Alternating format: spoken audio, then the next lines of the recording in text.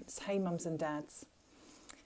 This is a short video about what to do if you're concerned about your child's learning and progress at school and you think possibly they might have a learning difficulty and some special educational needs.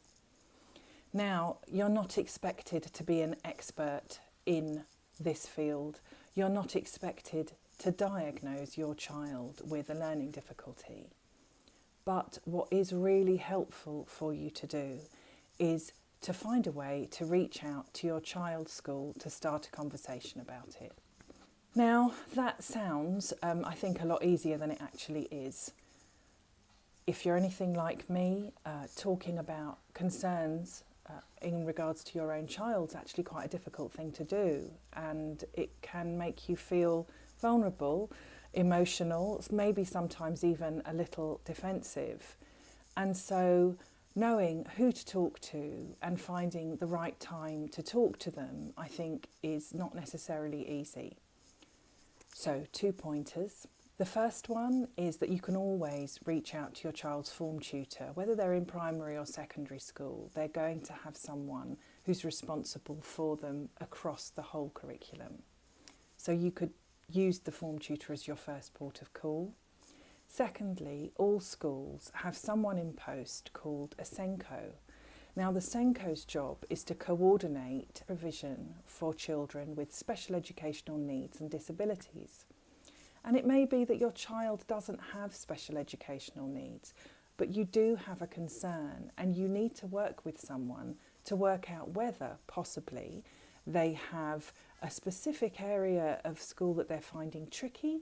It may be that they have a difficulty that needs more investigation and attention over time, and you need help and support in working that out with your child's school and obviously with your child too.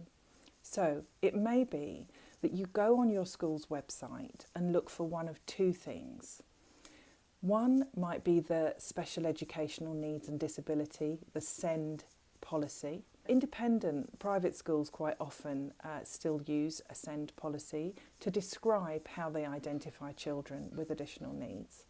If it's a maintained mainstream school, they're going to have something called a SEND information report on their website. Both of these documents should have the name and contact details for the school's SENCO. So in your own time, you can call up, ask the SENCO to call you back, and then make a time when you can speak either on the telephone or on a Zoom or one-to-one, depending on how your school's operating at the moment. How do you get ready for that meeting and make sure that it's as productive as possible? Well, what I would do is I would note down one or two things that have concerned me. And I would not only write down possibly if I was worried that my child wasn't engaged in their work or interested in it or able to complete it, I'd actually also note down some examples of specific things, specific pieces of work or specific aspects of what they're doing that illustrate your concern. That can help keep the conversation clear and purposeful.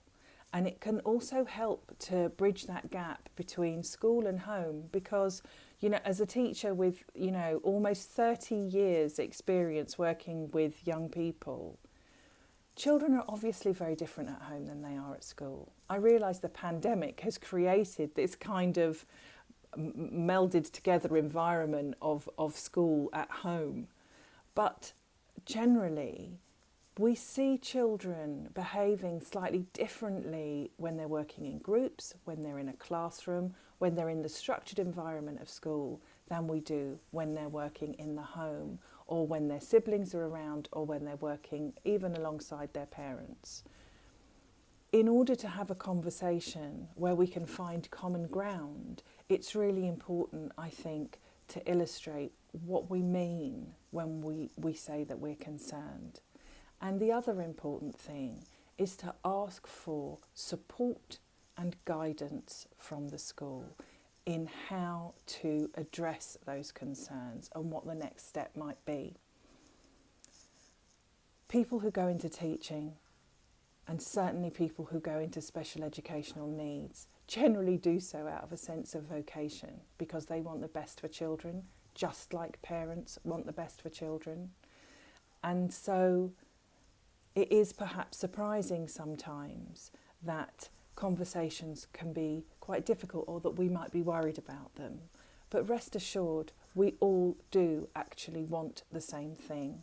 So if you do have a concern about your child's learning, whether it be a concern about their basic skills, their reading, their writing, their language, their communication skills, their social interactions, their friendships, or just, whether they find it difficult to actually come into school or to return to school in the next few weeks, reach out, talk to someone and ask for help.